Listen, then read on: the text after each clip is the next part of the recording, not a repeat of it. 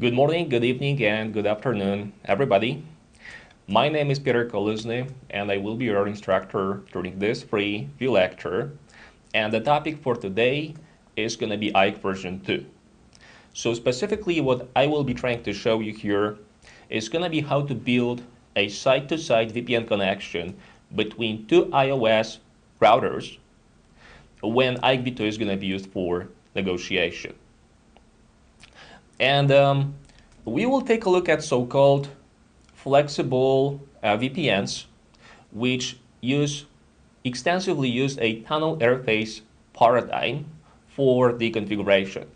It is also possible to use legacy crypto maps to build IKEv2, at least site-to-site connections. But this method is not going to offer us as many benefits as what can be accomplished with Flex VPN or just the tunnel interfaces. So the tunnel interface feature, this is something that you should be actually know from the IKEv1 config when you are dealing with, for example, remote access VPNs that were based on dynamic virtual tunnel interfaces. Now, this feature can be also used in site-to-site connections, which is known as static virtual tunnel interfaces. And the main benefit of using this method over crypto maps is that the Ipsec connection is no longer associated or just bound to the physical port. And the reason that this is important is that it allows you to apply additional features such as QoS or maybe the firewall policy directly on the virtual interface that represents our Ipsec tunnel itself, versus you can have a separate policy applied to the physical port, which handles the traffic sent in clear. So with the tunnel interfaces, another thing is that is going to be different from legacy crypto maps is that our encryption domain is no longer negotiated. It is going to be the routing table what controls the traffic that is supposed to be encrypted.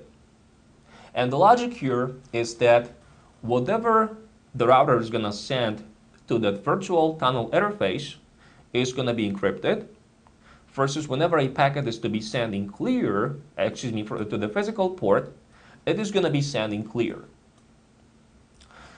Okay, so let's now talk about the basic theory.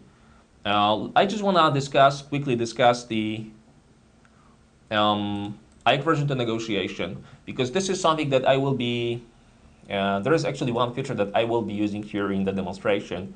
I will be showing you here in the configuration, which is going to be one of the methods we can modify our routing table to specify what subnets we would like to be reachable through the tunnel.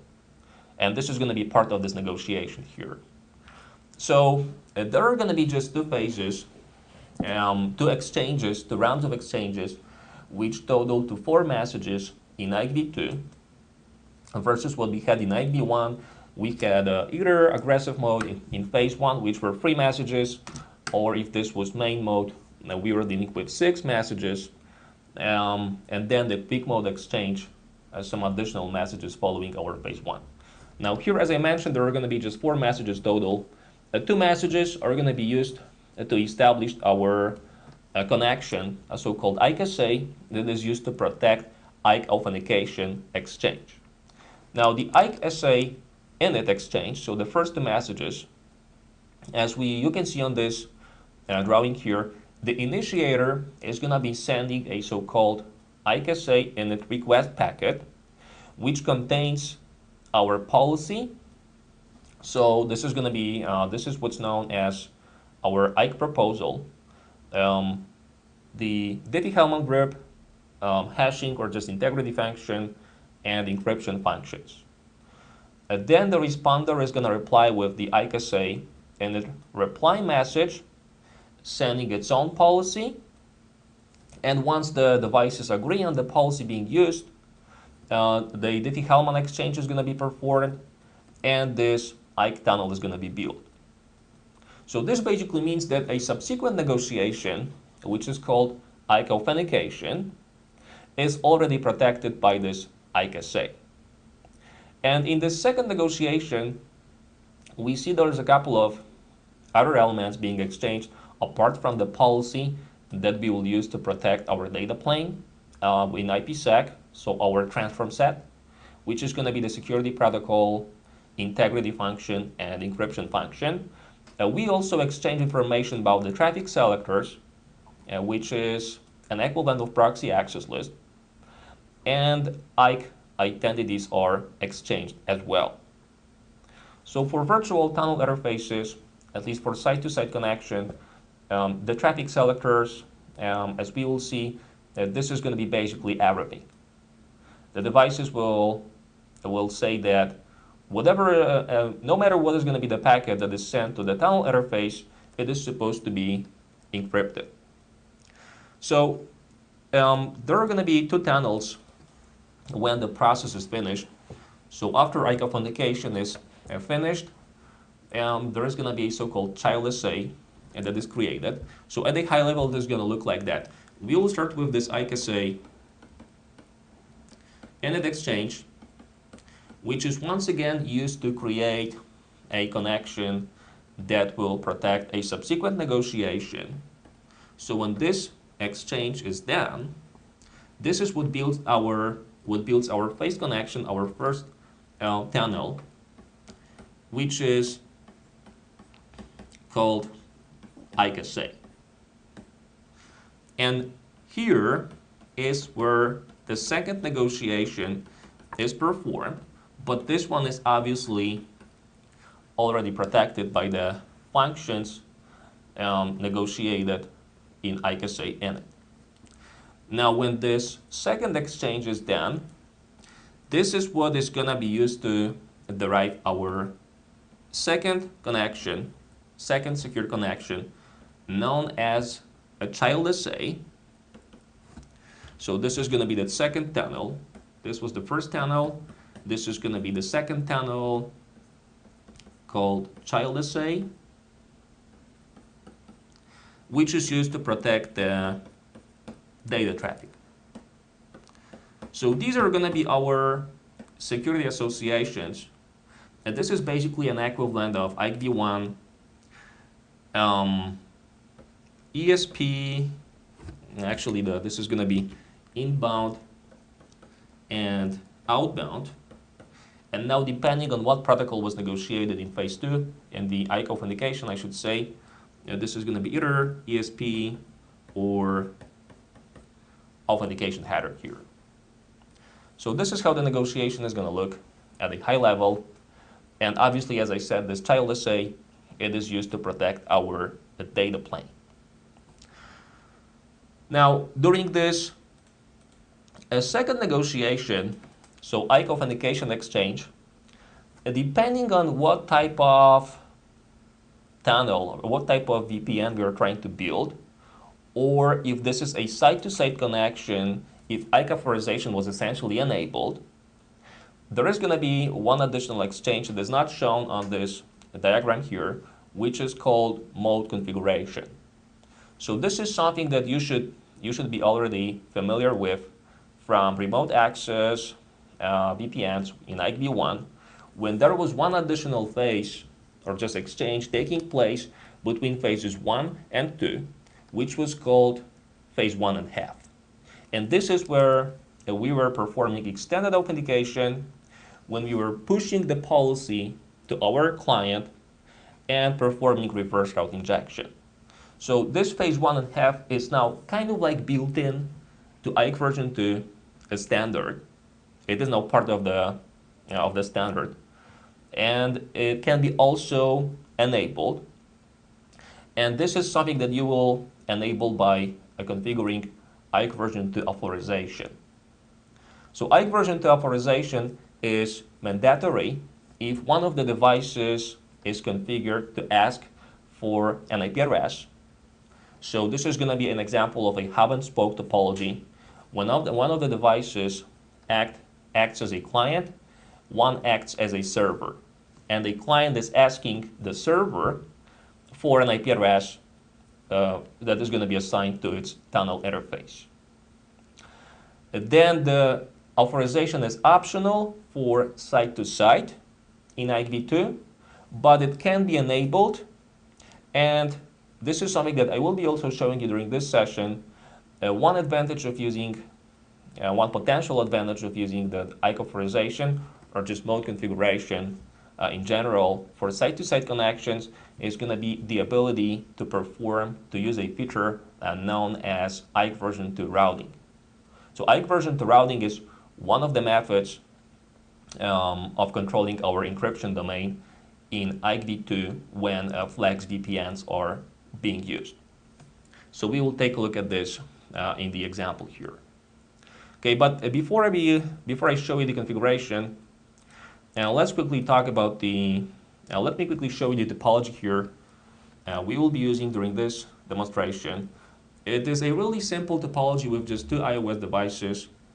We will have router 11 that is connected to 172.16.11/24. So this is the subnet that we want to protect on this side, with Catalyst 1 being connected. We'll be essentially testing this connection using Catalyst switches. So this is connected, this guy is connected to some networks, some devices in the middle. And when finally there's going to be another router, another VPN endpoint, router 10, which is connected to 172.16.10.0/24 with another switch connected, Catalyst 2, which also uses 100 as its address here. Now let's take a look at the command line here, because I also want to specify the addresses of the routers themselves. So on 11 it says that this is a public address that we will be using to establish a VPN tunnel. This is 54.1.2.11. So it's going to be 54.1.2.11. And I believe on 10 this is going to be something from the 23 class show IP interface brief. So it's 23.2.1.10.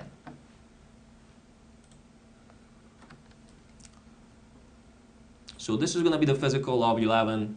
Now this is going to be physical of 10, 23.2.1.10. And we will be obviously building the tunnel between those physical interfaces, and IKev2 is going to be configured for negotiation.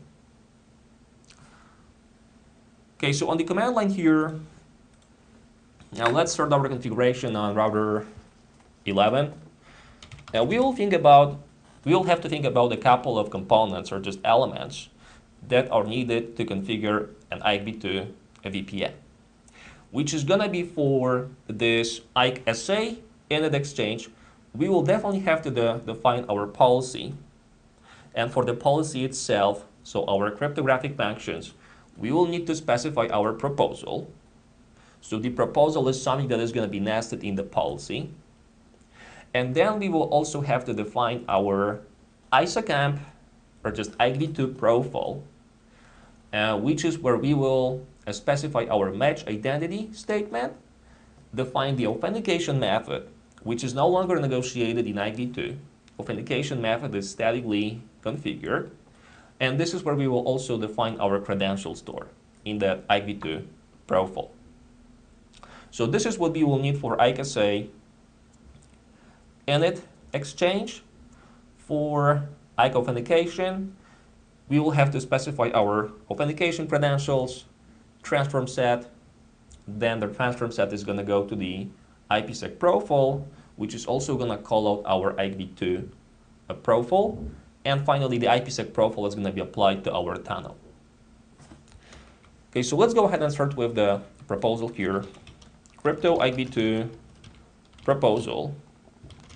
I'm going to call it Ike PROP. And it says that it must have at least an encryption algorithm, an integrity algorithm, and a Diffie-Hellman group number. So let's go for AES. Now let's say let's go for Diffie-Hellman group number 14, and for hashing we will select, which is called integrity here, let's go for SAJ 256. Do show run section proposal. Now, you have an option to specify there are more than one function for each of these elements. And in IKEv2, it is going to be kind of like the initiator who controls what policy is going to be selected for the session. So if I were to say here that for my encryption, I first thing want to use AES 128 and then AES with 192 bits used for the key. This is going to mean that the device is going to be first trying to negotiate 128 version. So as long as this is supported on the other device, by the other device, this is going to be the function that will be used for encryption. So the order of configuration of those proposals is important. Now in our case, this is going to be just 192 for encryption. Okay, then the proposal must be activated, which happens by assigning it to the policy. So Ike Version 2 policy, let's call it IKEv2L, and it says it must have at least one complete proposal attached, which in our case is going to be the iProp. Now you also have an option to specify the matching criteria for the policy, which is used when you are either initiating or responding to a connection request. The logic is that you have an option to specify an IP address of one of your local interfaces. And only if the session is initiated for this interface that matches what you specified in this command, or when the SA initialization request is received on that interface, this policy is going to be used. So you can have multiple policies for different interfaces. In our case, I'm not going to specify any of the matching conditions, which means that this is going to be our global policy that applies to connections sent or received through any port. Okay, so the next thing is going to be to define our Ike Version 2 profile, which is, I would say, a component that belongs to both phases. So IKSA init and Ike authentication. Now, one of the elements that I will be defining within the profile is going to be a keyring, because I will be authenticating our devices using pre-shared keys. So it kind of like makes sense to first configure the keyring and then start working on the profile. A crypto IKEv2 keyring, and my peer is gonna be router 11. The peer command is basically used to provide some structure to the keyring itself. You will have a separate section for, you can have a separate section for different devices. And this is just a name that is locally significant on this device. So I say that for, this is going to be my peer, and this is where we actually specify who is the peer, so what's the IP address, and what's the pre-shared key.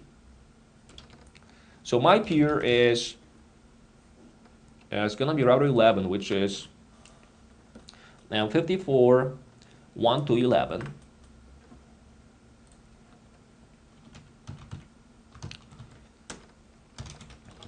And then the pre-shared key is going to be iPexpert. Now, for the keys, you have an option to specify a local and remote keys. And this is because in Ike Version 2, you can configure a so-called asymmetrical pre-shared key authentication. So I can authenticate myself with key number 1, but the peer is going to be authenticating to me with another key. In our case, the keys will be symmetrical, like in IKEv1. So this is what we have so far. Show crypto, show run a section crypto IKEv2. We've got the proposal that goes to the policy, and we have the keyring. Now the profile is going to be defined next. Let's call it IKEv. And as you can see, we must specify the authentication method and a matching criteria. And now the matching criteria, this is something that is needed to find a profile when someone else initiates a session to us. So when we are acting as a responder. Now this command is technically not needed when you're the initiator, because the device is going to know what profile we want to use for the session based on what you nested or just associated with the Ipsec profile. Because the Ipsec profile, as we will see, is going to be configured on the tunnel interface itself. But for the configuration here, actually for any type of configurations, I would always define the matching criteria. So in our case, let's say that we will be matching the connection based not on the IP addresses. Let's use Ike identities as our matching criteria. So on this device, we will say that our matching criteria is gonna be fully qualified domain name, and we are looking for this value, r11.ipexpert.com. So the reason you can specify this as a matching criteria is that if you take a look at this Ike Authentication Exchange, the identities are exchanged during this second Ike Authentication Exchange, where identity information about the initiator is sent along with the authentication hash. So when the responder gets the packet, it is gonna already know what is the identity information of the initiator, because this is what it gets from this Ike authentication request packet. So this is why you can use anything for the identity in your profile here. So it doesn't have to be an IP address. Now let's go for the authentication command. So authentication is going to be pre-shared key for both. We will be authenticating to our peer with a pre-shared key, and the peer is supposed to authenticate with a pre-shared key as well. And finally, the last element here, actually there are going to be two. One is going to be to specify what is our credential. So the way, what is going to be the credential we will use to authenticate the tunnel, which in our case is going to be the key. So the key ring is configured locally. It was called kring. And finally, I will say that my identity, my Ike ID is going to be r10.ipexpert.com. This should run section crypto IKEv2. So once again, we've got the proposal, the policy, then the keyring, and the keyring is called out from the profile, which is where we also specify what is the authentication method for the session, what is our identity, and what identity we will be matching to have a match for the profile. So what about the other configuration elements? This time, this is going to be more of that Ike authentication stuff. So transform set, Ipsec profile, and the tunnel interface, the SVTI itself. Crypto Ipsec transform set.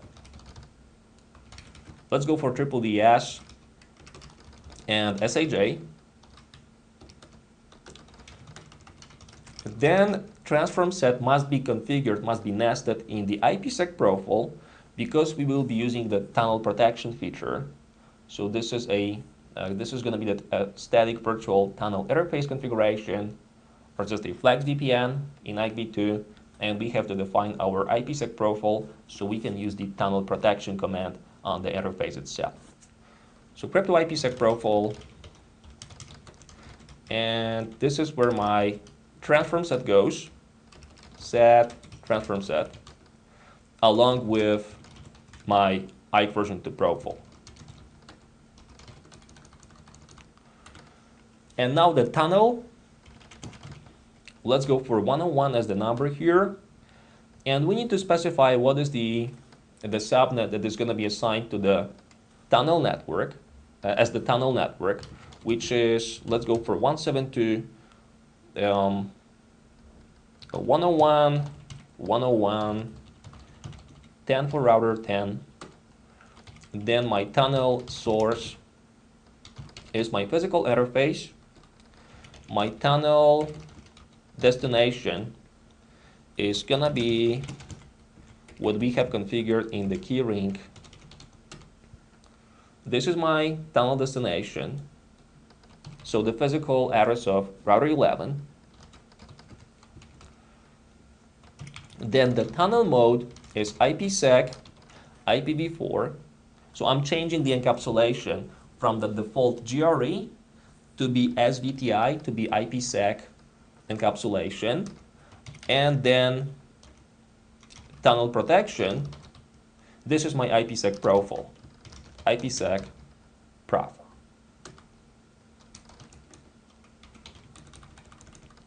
So with the SVTI is being used as the configuration method, this is a always up solution.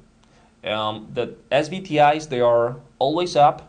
I mean, the VPN session is always up, and the device is going to be constantly trying to initiate a session. So there is no need to specify our encryption domain, once again, because the encryption domain is what's specified by the routing configuration. So it's going to be the routing table what tells the router what traffic is supposed to be encrypted versus what traffic is supposed to be sending clear. So basically, whatever is going to be sent to the tunnel is going to be IPsec protected. Okay, so now let's take a look at this configuration, and let's copy as much as we can to the other device. So the policy, the proposal, and the policy, the functions will have to match. I'm going to also use the same names on another device. This is going to be the fastest way of doing this. So I can safely copy these two. And then for our keyring, I'm going to use the same name, but this is going to be obviously for router 10, which uses 23 to 110 as its IP address. So this is going to be for 23 to 110. And the pre-shared key is going to be iPexpert. Now, it is also possible to specify the identity instead of the IP address. So this would be useful when you would like to find a key for the peer, not based on the IP address from the packet, but based on the identity information that is sent by the peer. And this is only going to work on the responder. So on the device that is replying to the IKSA init packet. And this is because the based on how the negotiation is performed in Ike Version 2, the initiator is going to find the matching profile, and this way a matching keyring, once again based on the fact that the profile is say showrun interface tunnel 101. The profile is attached to the tunnel interface. So it knows that whenever it is going to be establishing a VPN session with this guy here, this is an SVTI, it is supposed to use these phase 2 functions and this phase 2 information. And IPsec profile not only includes the transform set, but as I mentioned also that IKv2 profile, and the profile points to the keyring. So when you now take a look at the keyring here, if I wanted to say that instead of the address here, I would want to use the identity option, it would never find a matching key in the keyring. Because at this point, before the negotiation started, it doesn't know what is the identity of the peer. You can have multiple entries in the keyring, so it is never going to know which one it is supposed to use for the peer. This is why you have to use the address command on the initiator and to figure out what is going to be the key for the session. Versus on the device that is going to be acting as the responder, at the time when the keyring is found, it is already gonna know what is the identity of the peer, and you could use this option to specify your matching condition to find the key. But in our case, I'm gonna say that both devices are capable of acting as initiators, so I'm gonna be using the address option on both. Okay, so let's take a look at what we have on 11 here.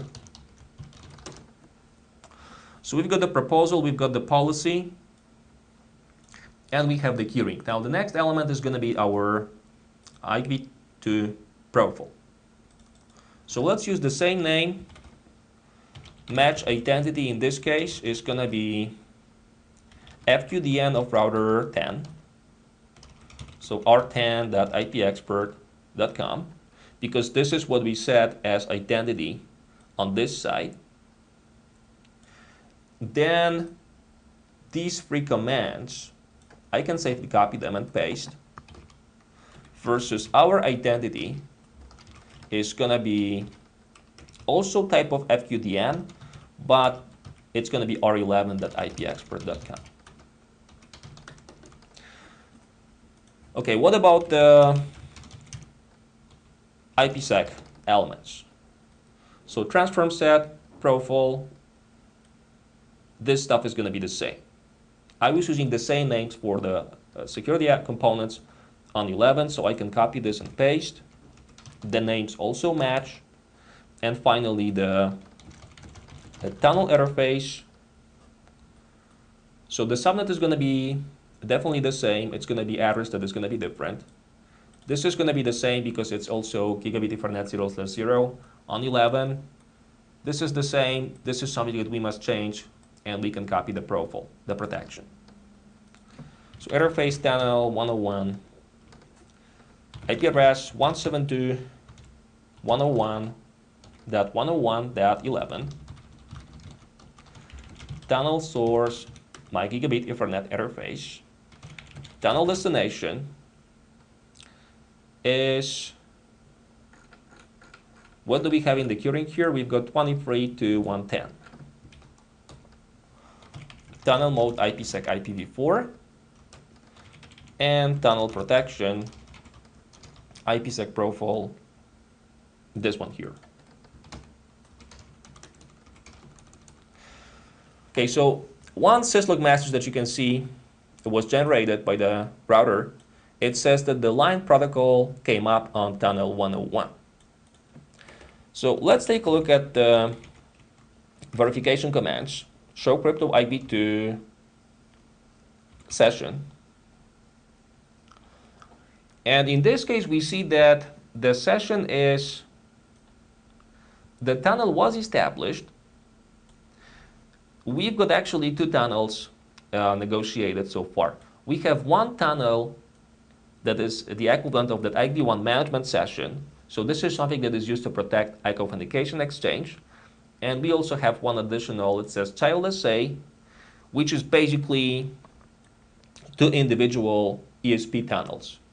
One for packets sent to the peer, one for packets received from the peer, different SPIs. And it says that our encryption domain for the tunnel is everything. So basically, in other words, any packet that goes to the tunnel interface, no matter what is the source, no matter what is the destination, it is going to be encrypted. And we negotiated AES 192, SAJ 256, a Diffie-Hellman group number 14. The devices authenticated using pre-shared keys. We can also take a look at the details here.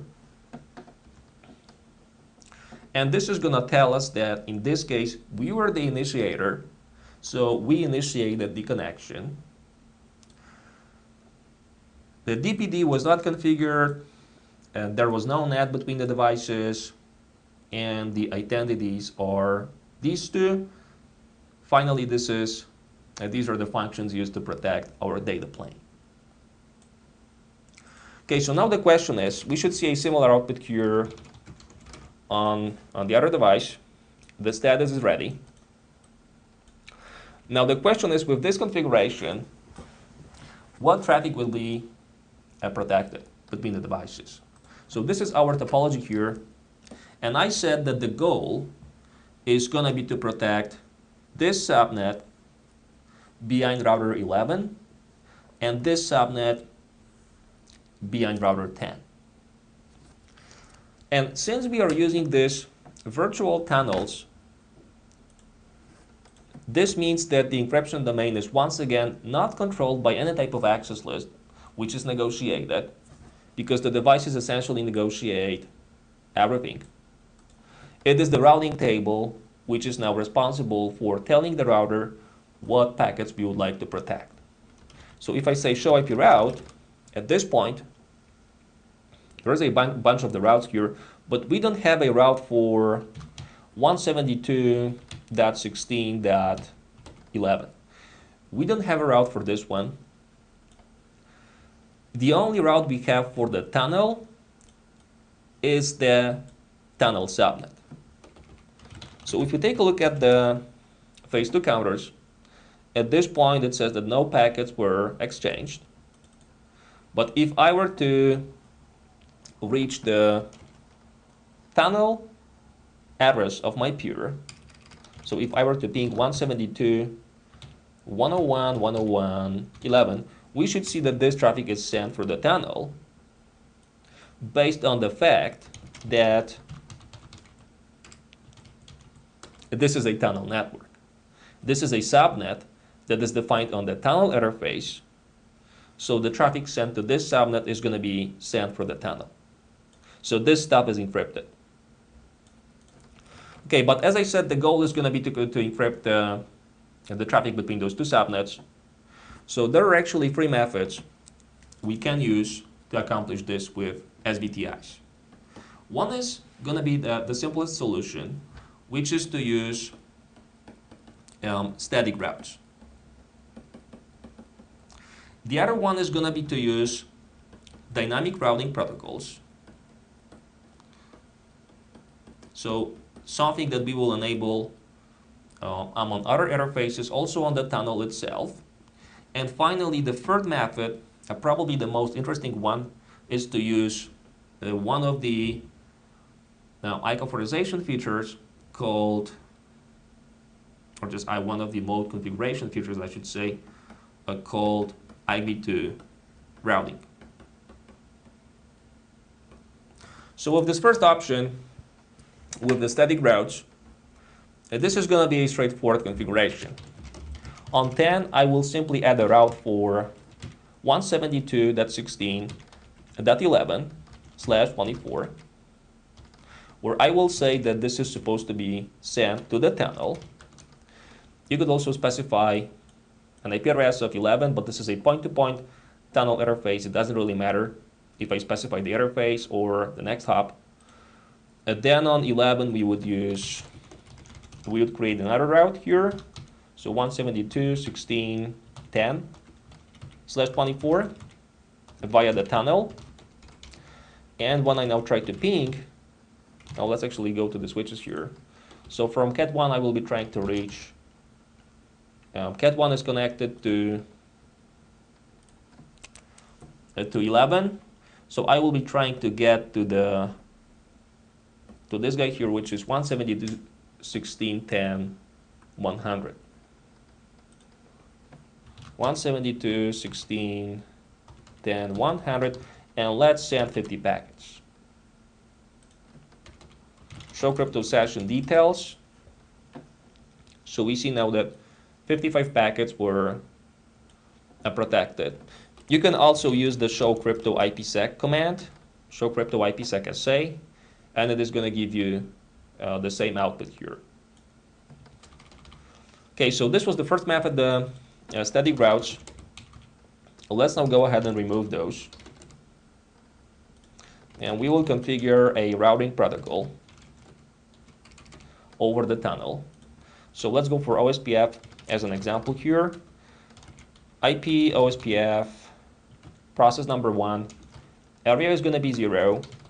So first thing, I will be trying to establish an adjacency over our tunnel. Then the same on 11. And then we will also say that in addition to running OSPF on the tunnel interfaces, and we also want to advertise those subnets. So it's going to be Giga1 on both IP OSPF 1 area 0 on this side and on that side. And when I say show IP route OSPF, we see that 10 learned about 11 and 11 learned about the subnet that is connected to router 10. So when I try to communicate, we again see that connectivity is maintained between the boxes, show crypto session details, another 50 packets plus routing protocol updates. So this is going to increase over the time for every single OSPF, the packet that is being sent, exchanged between the devices. So even that the tunnel interface uses it says IPsec is being used for transport with IP, so there is now GRE enabled on the tunnel. The SVTI feature, as opposed to the legacy crypto maps, which don't allow you to exchange any kind of multicast packets for the VPNs, with SVTIs, this is possible and is supported natively by the feature. So this is why we are able to enable routing protocols and establish adjacencies for the tunnel. So this was the second method here. And now we will remove this configuration and I'm going to show you this third method, implementation of Ike Version 2 routing. So instead of using the dynamic routing protocol, what we did in the last case here, we will enable IB2 routing, which is something that you can activate with the authorization for the VPN connection. And the way that this works is that the devices will essentially tell each other about the subnets that are connected to them they would like to protect. So 11 is gonna tell 10 about 172.16.11. And then 10 is gonna tell 11 about this one. And they will know that those subnets are supposed to be reachable through the tunnel interface, so for our IPsec connection, which means that the traffic between the two is going to be IPsec protected. Okay, so I have disabled now router OSPF 1. I have disabled our OSPF, and we will now have to modify our configuration on both devices to enable the feature. And the first thing that we will have to configure here, you will have to enable AAA framework and specify a method list for authorization, which is going to determine the location of our group policy. And finally, you will also have to define the group policy itself. And in the group policy, we will specify what subnets we would like to protect using an access list.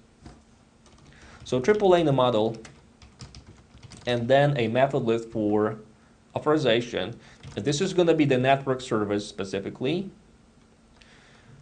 I'm going to call this list Ike, let's say policy. Well, actually, let's call it Ike route, as for Ike routing. And I will say that the group policy is going to be stored locally, which means that it's going to be defined on this device.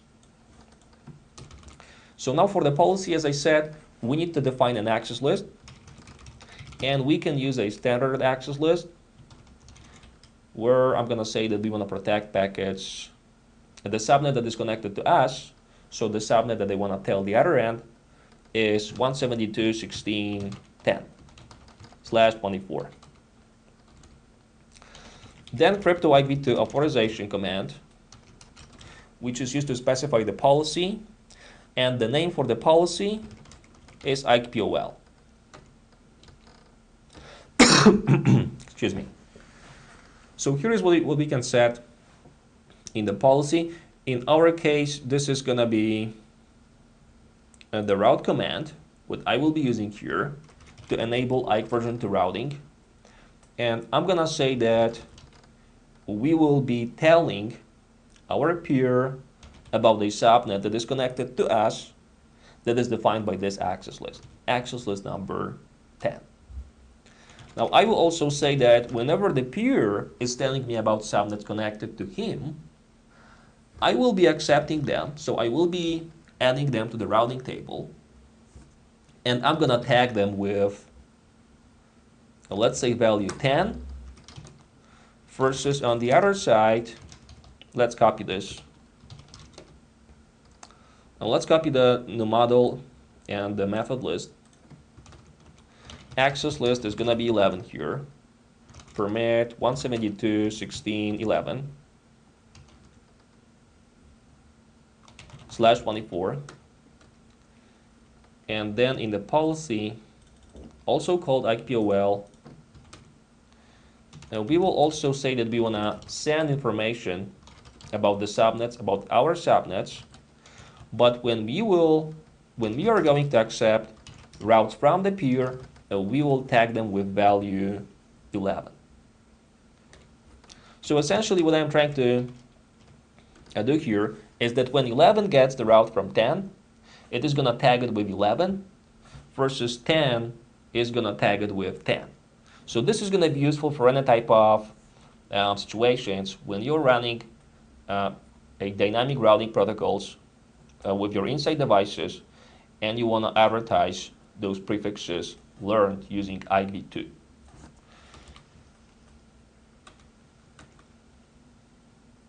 Okay, so we have defined the policy. We now have to activate it, which can be done from the profile. So let's go back to our Ike Version 2 profile, and we will have to use the AAA authorization command, where you have an option to specify if you want to configure authorization for the users, which is a user-based authorization, so user-based attributes, or maybe you want to assign attributes defined in the group, which is a group policy. So this is going to be our version here. The user option is more useful when you're running IP as the authentication method and when you're authenticating using Radius. In this case, the group policy is defined locally, and we are using pre-shared keys for authentication. The local method list was called Ike route, which once again says that the policy is stored locally, is defined locally. So this is my list name. And then another thing that it asks for is the name. It says username, but in this case it's going to be the name of the policy. So it is also possible to define this policy on a Radius server. But in our case, once again, we are using the local version. So the policy name is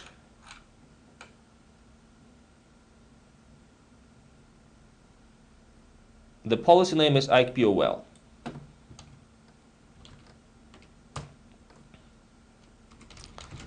The show run section profile. So the same command goes to 11, and the same method list and the same name for the policy. Let's just copy this and paste over here. So show crypto IKEv2 authorization policy. IKPOL, it says we will send information about those routes. When we are accepting routes from the peer, we will tag them with value of 11 versus 10 on this device. So I will need to clear the session.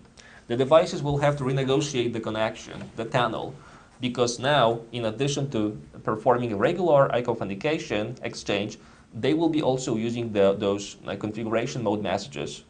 So it's going to be a request from the initiator and the reply message, which is going to be used to tell the initiator about the subnets, and also then set and acknowledgement messages for the other side of the connection. So it says that the tunnel protocol is up. So ideally we should see that the session is now up, which it is.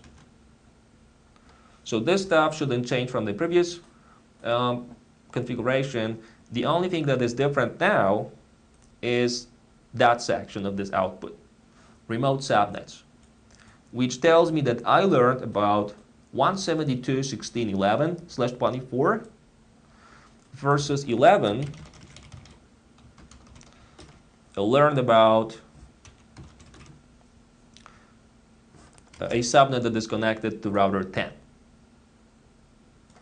So when I now say show IP route static, it says that it inserted this information to the routing table through the tunnel.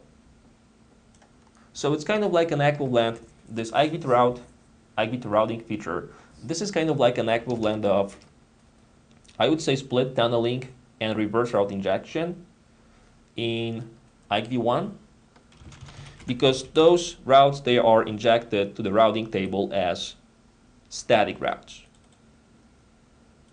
So the bottom line here is that I should be still able to connect between the devices through the tunnel, and the counters will reflect that. So in this case, once again, we are not running any type of dynamic routing protocol through the tunnel. There is going to be no increase for those counters because there are no multicast packets exchanged. The subnets were learned using a mode configuration, which is once again now part of the standard. Okay, if you're looking for some more free training from us, there are two really good sources you could use to find some additional information.